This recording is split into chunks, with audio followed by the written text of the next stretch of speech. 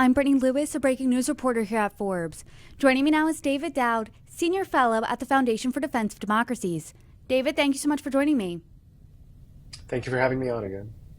We saw a really chaotic scene unfold in the Middle East, particularly in Lebanon, over the past couple of days. So I would love if you could break down what exactly happened. So on Tuesday afternoon, hundreds of pagers used by members of Hezbollah exploded pretty much at the same time, leaving 12 dead and at least 2,800 injured.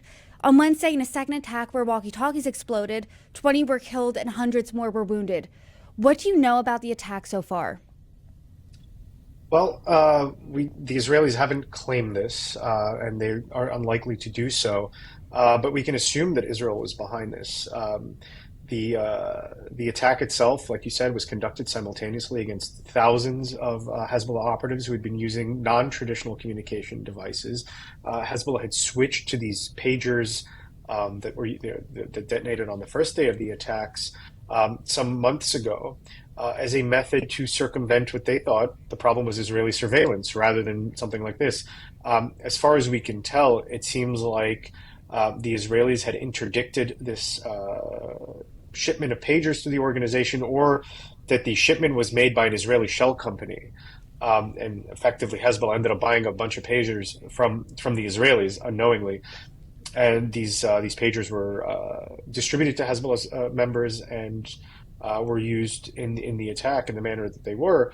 And then the next day, the walkie-talkies start exploding at funerals of the Hezbollah members that were killed before and other places.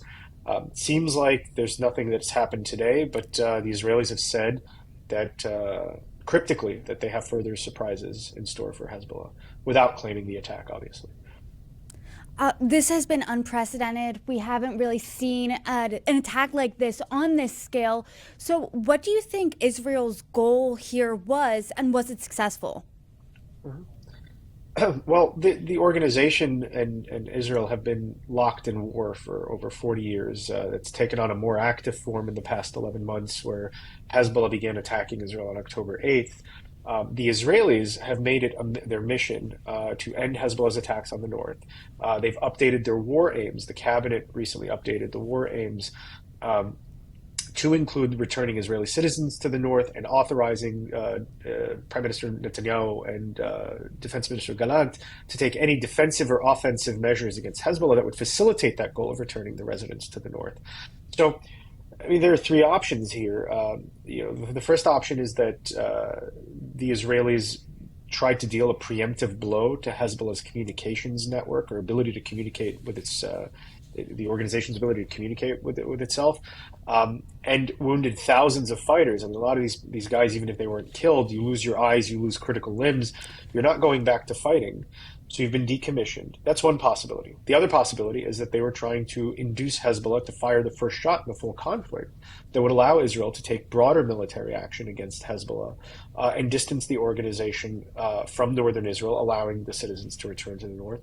The third and most likely option, in my opinion, is that they were trying to inflict enough pain upon Hezbollah to induce them to back off of this stated goal of theirs, Hezbollah's stated goal of continuing to attack northern Israel until a Gaza ceasefire is put into place. This is basically meant to increase the price for Hezbollah of continuing to support its allies in Hamas and Palestinian Islamic Jihad and other Gaza-based militants.